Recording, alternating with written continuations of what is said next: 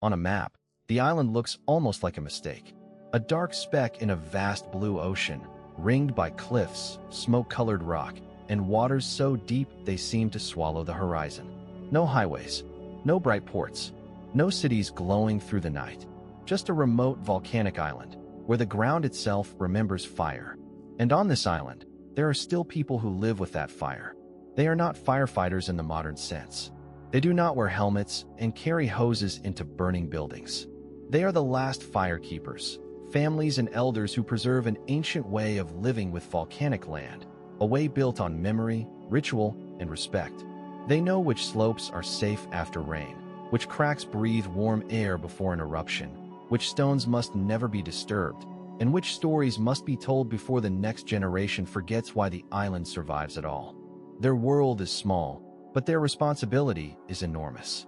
Because on a volcanic island, fire is never just a force of destruction. It is also a source of life. It shapes the soil, feeds the plants, heats the springs, and forms the land itself. But if you live too close, and if you forget too much, it can take everything back in a single night. This is the story of the last firekeepers of a remote volcanic island. For centuries, the island was both home and warning. Fishermen came for the rich waters.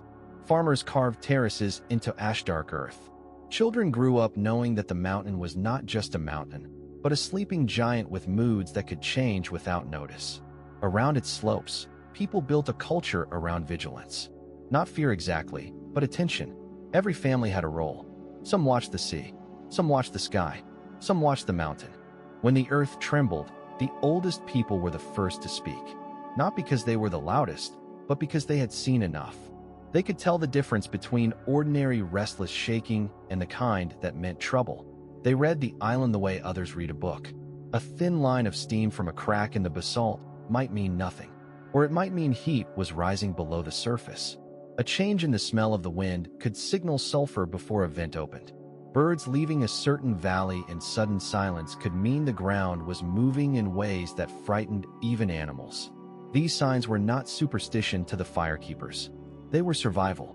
Long ago, the island had survived eruptions that buried fields, split paths, and reshaped the coastline. And yet people returned, rebuilt, and planted again. Why? Because volcanic soil can be astonishingly fertile. After the ash settles, life comes back with a stubbornness that almost feels miraculous. The crops grow thick. The grasses return greener than before. Even the blackened slopes, given time, become threaded with new life. That paradox defined the island, destruction and renewal in the same breath. But modern life changed everything. Younger generations left for schools, hospitals, and jobs on the mainland. Satellite forecasts replaced oral warnings. Concrete shelters replaced stone lookout huts. And slowly, the old chain of knowledge began to break. The island still had scientists, emergency radios, and evacuation plans. But fewer and fewer people knew the older truths. The ones carried in songs, in family lines, in the careful language of living near a volcano. That is where the last firekeepers became essential. Some of them were women in their 70s who could remember eruptions from childhood. Some were men who had spent decades tending fields on unstable slopes. Some were younger adults who had returned after years away, realizing that a place can lose more than people when it loses its memory. Together, they became a kind of human archive. One of them, a fisherman named Tomas, used to say that the island had a voice, but only if you learned to listen when it whispered. He would point to a cliff face and describe how a single fresh fracture could mean the rock had shifted after heat expansion. He knew where warm currents rose near the shore in winter because the seabed was still breathing. He knew that after heavy rain, certain gullies could turn deadly in minutes, carrying loose ash and stone downhill like a flood made of gravel and thunder.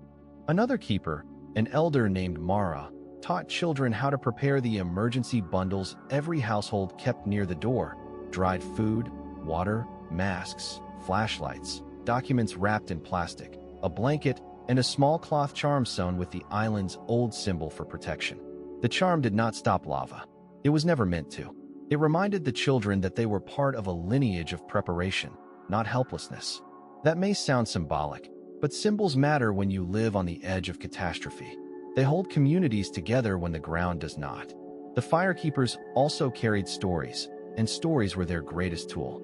They told of the eruption 50 years ago, when the mountain glowed at night like a furnace behind clouds. They described the ash falling on roofs, the taste of dust on the tongue, the way cattle were guided to higher ground while families moved in silence, carrying the old and the young on foot. They remembered the sound most of all, not the roar of lava, but the deep, grinding sound of the earth breaking open. People who had never heard that story might imagine disaster as a spectacle. The Firekeepers knew better. Eruption is not a movie. It is an interruption of every ordinary thing: sleep, water, food, roads, routines, trust. And yet the islanders stayed, because the island gave back what it took. In the valleys, rainwater collected in springs warmed by volcanic heat. Herbs grew in mineral-rich patches where nothing else would thrive. Black sand beaches held a strange beauty at sunset, the waves turning copper as they struck volcanic shore. Tourists came sometimes, though never many, and they always asked the same question: why live here? The Firekeepers answered in different ways.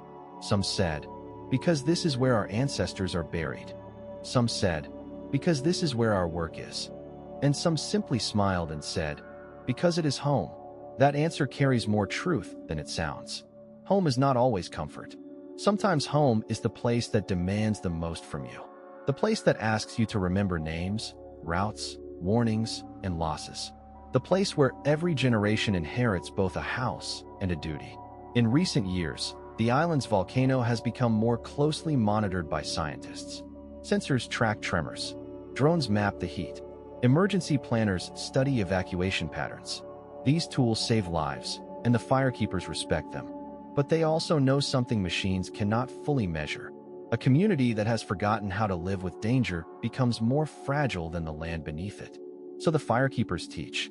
They lead school groups along old paths and explain where lava once flowed and where to stand when the wind shifts. They show young people how to recognize the scent of sulfur, how to move quickly without panic, how to help neighbors first, not just themselves. They remind them that preparedness is not fear. It is love with a plan. And slowly, the island listens. Not all at once. Not perfectly, but enough. A child who learns an old evacuation route may one day save a grandparent. A teenager who hears the story of a buried village may understand why the warnings matter. A family that keeps its emergency bags ready may gain the one thing disaster tries to steal first: time. The last Firekeepers know they cannot stop the volcano. No one can. The mountain will remain what it has always been: powerful, unpredictable, ancient. But they believe something equally important: that human beings are not powerless just because they are small. There is dignity in paying attention. There is courage in inheritance. And there is hope in passing on a knowledge that says, we were here before the ash, and we will be here after it. When the sun sets over the island, the rock turns red, then purple, then black. Smoke from distant vents curls into the sky like a reminder written in weather. The sea goes calm, then restless, then calm again. Somewhere inland, an elder is telling a child where the ground is safe to walk. Somewhere near the coast, a fisherman is checking the horizon. Somewhere in a small home, an emergency bag waits by the door. The Firekeepers are still there. Fewer now, and older, and more precious than ever. They stand between memory and forgetting, between the mountain and the children who will inherit it. They are guardians of warning signs, keepers of stories, and living proof that survival is not only about escaping danger. Sometimes survival is about understanding it well enough to live wisely beside it. If this story moved you, take a moment to think about the people in your own world who preserve knowledge others might overlook. Subscribe for more stories of resilience, history, and the extraordinary lives hidden in remote places. And if you'd like, share this video with someone who loves stories about human courage in the face of nature's power. Because somewhere on that volcanic island, the last Firekeepers are still watching the mountain.